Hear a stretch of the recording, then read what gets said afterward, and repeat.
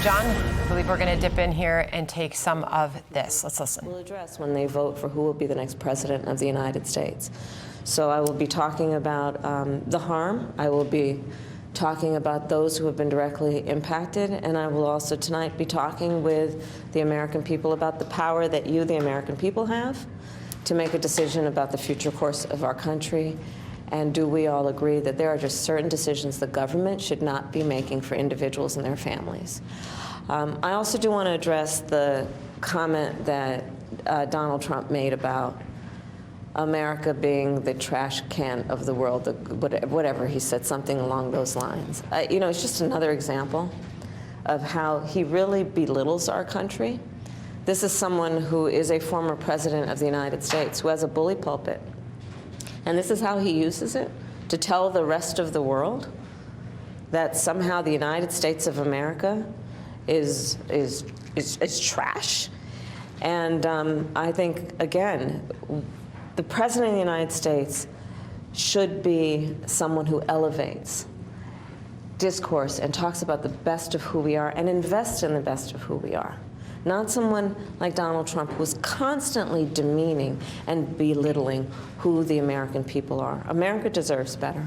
And I'm happy to take any questions. Ma'am, you're here to talk about reproductive rights in Texas, not exactly a swing state in the last 2 weeks here. But this is an issue that a lot of voters are coming out to vote potentially for you on. But if you don't have a Congress that will codify Roe, like you've been saying on the trail, what specifically is your plan to expand reproductive rights in this country? Well, when Texans vote for Colin Aldred for the United States Senate, we will be in a position where we actually will be closer to being able to put back in place the protections of Roe v. Wade. And as I have said, and it is my pledge, when Congress passes a bill putting back in place reproductive freedom, I will sign it into law. But if you don't have a friendly Congress, there's no plan B, there's no other plan? We keep fighting. And our country, America, has a history of understanding. We don't give up the fight for freedom. We do not give up the fight when it comes to some of the most basic freedoms any individual in our country has a right to expect, including the right of a woman to make decisions about her own body and not have her government tell her what to do. Madam Vice President, staying on Congress, Politico is reporting a House Freedom Caucus leader says that North Carolina should consider giving Trump its electors before votes are counted because the Helene damage was in predominantly Trump counties. What's your reaction to language like that? America deserves to have leaders who respect the importance of one of the pillars and foundations of our democracy, which is free and fair elections, and that they are not manipulated by elected leaders for the sake of their own political future or their own political strategy for how they themselves want to succeed. This has to be about what's in the best interest of the American people. And one of the big issues in this election and in the next 11 days is, do you want a president who, on one hand, in the former President Donald Trump, tried to undo the will of the people, incited a violent mob to attack the United States Capitol, where 140 law enforcement officers were injured and some were killed?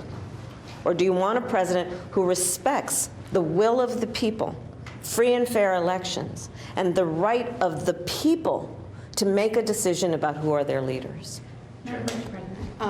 Some Democrats are concerned that you've pivoted too far away from talking about the economy and really prioritizing that in these final days of the election, that you could end up losing some progressive voters and some working class voters because of that. What do you say to those people, especially ones who might be concerned that, you know, doing a big closing argument speech at a place like the Ellipse may be leaning more into talking about the threat of Trump to democracy and not his threats that you see to the economy? One of the things that I love about the American people is we can hold many thoughts at once. And one of the highest priorities for the American people right now is bringing down cost, and that is the priority of my agenda and will be the priority of my work when I'm elected President of the United States. My priority includes fighting for our democracy, including fighting for the freedom of people to make decisions about their own body, including what we must do to speak out against threats to our democracy, what we must do to speak up in defense of our allies around the world on important international rules and norms such as sovereignty and territorial integrity. All of these issues are issues that affect and concern the American people, and I will continue to speak on all of them. And Jamie Dimon wants to be a part of your cabinet. Have you talked to him about that? And do you think Wall Street should be a part of your cabinet? We have 11 days to go. I do not have a cabinet yet. And so the decisions I'm making are all about what I will be doing and what we will be doing to remind the American people of the power of their vote. So you haven't thought about that yet? I have not. Madam Vice President, have you voted yet? When will you? Not voted yet, but it's on my priority list for these next few days. Ma'am, one quick question. Mitch McConnell and Speaker Mike Johnson put out a statement comparing rhetoric that you have been using, comparing it to the man who's accused of an attempted assassination on your opponent, Donald Trump. Do you take their criticism seriously? Well, listen, we all must speak out against any form of political violence, and I'm very clear about that. No one should be the subject of violence, much less political violence. But the American people deserve to be presented with facts and the truth. And the fact and the truth is that some of the people closest to Donald Trump when he was president, generals, including most recently John Kelly, a 4-star Marine general, have been very clear about the danger and the threat that Donald Trump poses to America and the fact that he is unfit to serve. And the American people deserve to hear that and know about that so they can make a decision based on what's in the best interest of themselves and their families. We talked to a lot of voters, some who are undecided, and while they are turned away from Donald Trump, they also have told us that they felt like they haven't heard enough of your policies specifically. Do you feel that in your messaging in these final days of the election, you're striking the right balance against Trump and talking about the specifics of your own policy enough? That is a balance that must be struck. There's no question about that. And I invite everyone who's watching to go to KamalaHarris.com, where you will see 80 pages of our policies on a number of issues that include, again, as my priority, what we're going to do to bring down the cost for American families, including the cost of housing, the cost of groceries, the cost of child care, the cost of home health care for seniors.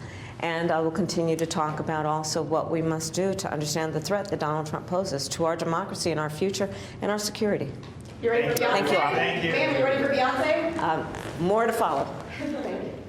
I'm Steve Ducey. I'm Brian Kilmeade. And I'm Ainsley Earhart. And click here to subscribe to the Fox News YouTube page to catch our hottest interviews and most compelling analysis.